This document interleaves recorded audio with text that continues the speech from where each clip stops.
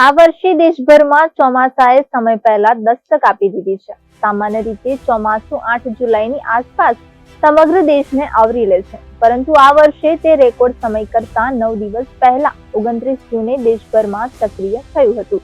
આ દરમિયાન ભારતીય હવામાન વિભાગે એક ચેતવણી જારી કરી છે, જે હેઠળ આગામી 6 થી 7 દિવસ સુધી દેશના ઘણા ભાગોમાં ભારેથી અતિભારે વરસાદની આગાહી કરી છે.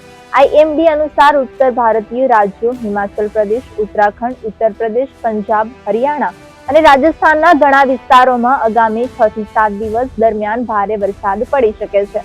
પહાડી રાજ્યોમાં સતત વરસાદને કારણે ભૂસ્ખલન અને પૂર જેવી આફતોનું જોખમ વધી શકે છે. આવી સ્થિતિમાં સ્થાનિક વહીવટી તંત્રને સતર્ક રહેવાની સલાહ આપવામાં આવી છે.